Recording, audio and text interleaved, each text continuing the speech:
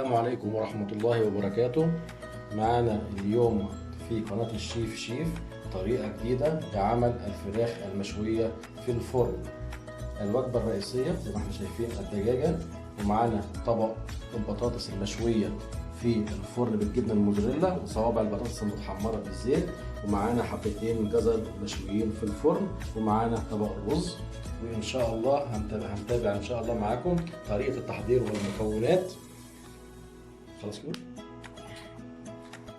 بسم الله الرحمن الرحيم. معانا اليوم وجبة جديدة من وجبات الشيف شيف، وهي طريقة جديدة لعمل الدجاج المشوي.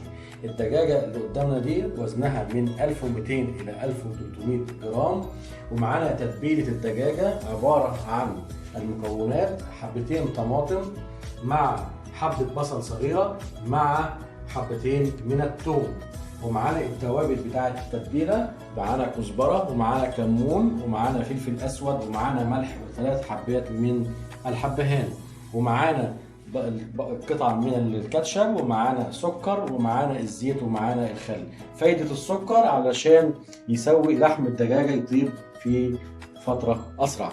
ومعانا مع الوجبه احنا بنقدم صوابع من البطاطس المحمره زي ما احنا شايفين في الطبق، والتتبيله بتاعه الدجاجه بتستمر لمده ساعه ونصف. نتبل الدجاجه ليها ساعه ونص، وان شاء الله هنوفيكم بتكمله الفيديو. الدجاجه زي ما احنا شايفين الدجاجه قدامنا اهي، وفي عندنا الزيت وفي عندنا السكر وفي عندنا الخل والكاتشب. هنضيف للتتبيله الزيت وهنضيف ليها الخل وهنضيف ليها الكاتشب، وهنضيف السكر. احنا قلنا السكر طبعا بنضيفه للتتبيله علشان يسرع من تسويه الدجاج. وهنضيف التوابل بتاعتنا اللي موجوده زي ما احنا شايفين: الفلفل الاسود والملح الابيض والكمون والكزبره وفصين او 3 فصوص الحبهان. ونقلب التركيبه كلها مع التتبيله والتوابل المكونات بتاعتها تقليبا جيدا، وبعدين هنحطها على الدجاجه ونسيبها لمده ساعه. زي ما احنا شايفين بنحط التتبيله تحت الجلد كويس جدا في جميع انحاء الدجاجه علشان تدي طعم ورائحه جميله للدجاجه في الفينش النهائي. وده الشكل النهائي بتاع الدجاجة بعد التتبيل، وهنسيب الدجاجة متبلة لمدة ساعة ونصف. رجعنا لكم من جديد بعد ما الفرخة اتبلت زي ما احنا شايفين. دلوقتي هنحط الدجاجة في قلب القالب الزجاجي، هنحطها نوقفها على ازازة بيبس.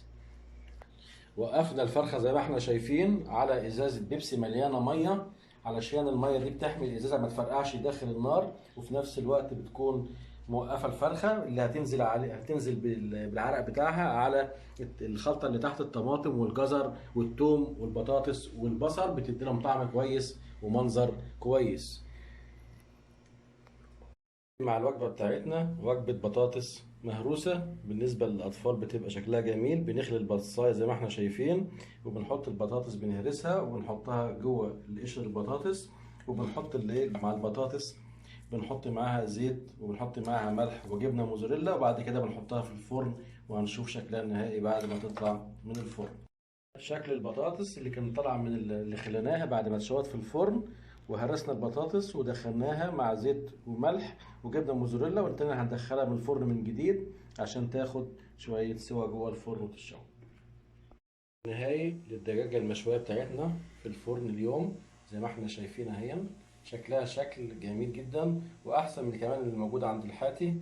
منظرها جميل، ومحطوط حواليها الخضار في قلب الطبق بتاعها، وموجود جنبها الطبق بتاع البطاطس المشويه بجبنه الموزاريلا والبطاطس المحمره، ومعانا وجبه الرز بالشعريه، ومعانا الفرخه زي ما احنا شايفين في المنتصف اهي واقفه على زجاجه بيبسي. لا تنسونا ان شاء الله من الاشتراك والاعجاب والسبسكرايب قناه الشيف شيف مع احلى شيف.